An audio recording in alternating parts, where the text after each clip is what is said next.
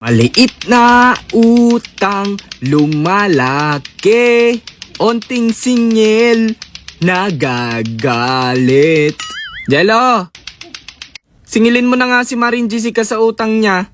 Ano sasabihin ko, ma? Sabihin mo magbayad na siya. Anong petsa na? Anong balak niya sa Pasko pa? Ate Jessica, ano yun?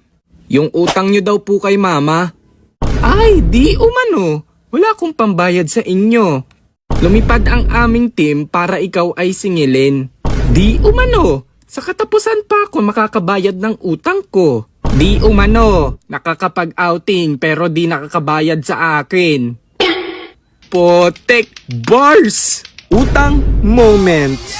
Nakalike ka na ba? Like mo na yan.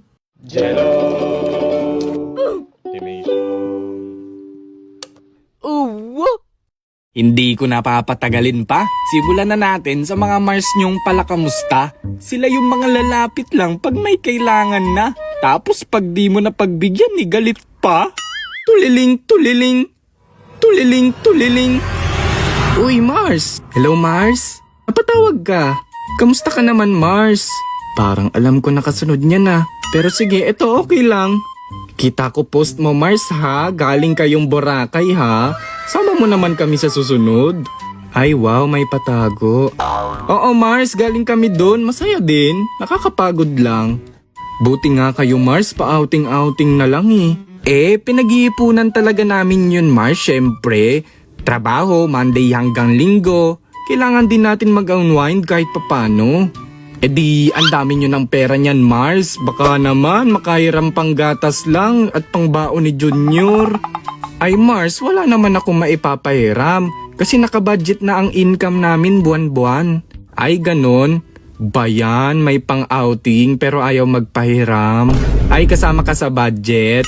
Siyempre, budget namin Mars para sa pamilya namin. Parang di na common yung common sense no Mars. Yan, ang yabang nyo na. Palibhasa, ang gaan ng buhay nyo. Ay, FYI for your information without complication. Nagpapakabagod kami para sa pamilya namin, hindi sa pamilya ng iba. Tapos, pag nakakita ng post, mangangamusta bigla. Bongga! Sige na Mars, magtatrabaho pa ako. Kasi pag di ako nakapagtrabaho, baka mangamusta din ako sa iyo.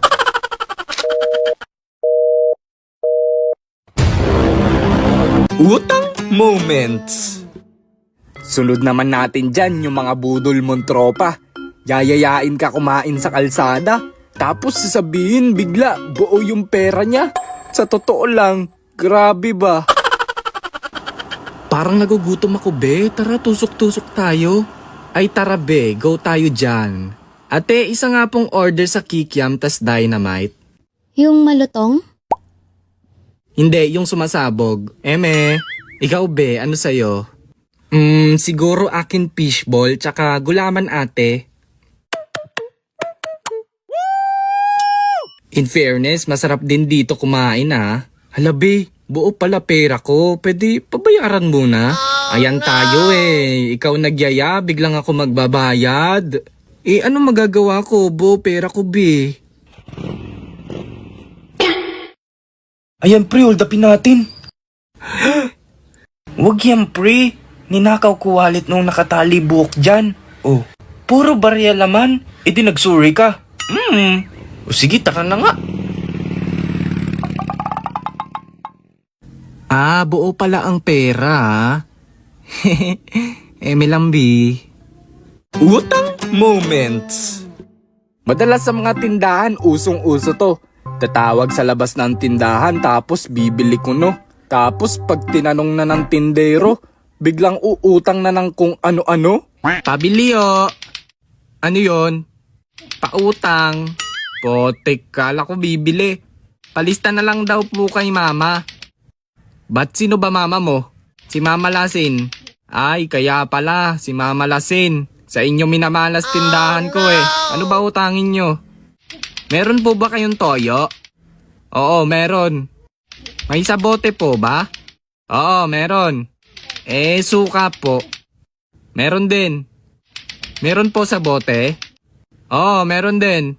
Sige po, palista na lang ng lollipop. Pambihira kang bata ka, oo. Oh, umalis ka na, sa'yo na yan. Mamalasin! Yung anak nyo nanggugulo na naman, oh. Nya, nya, nya, nya, nya, nya, nya, nya. Nakalibre ulit ng candy. Utang moments. Ito naman yung mga nagbabayad naman. Pero parang dadaplis lang sa'yo yung bayad niyan. Kasi uutangin na naman. Sana pala di mo na lang pinautang. Sabihin mo, sa'yo na lang yan. Op. Uy, pre. Pre. Bayad sa utang. Nakaw, pre. Wrong timing in the right timing ka. Pwede next week na? Boy, hindi. Last week, ganyan din sabi mo eh. Ano to, delay ng delay? Parang upload ko? Kasi pre, magbabayad ako ng tuition. Oh, ano pa pambayad ko? Di ko na problema yan, pre. Ang sakin ka lang. Bayad utang.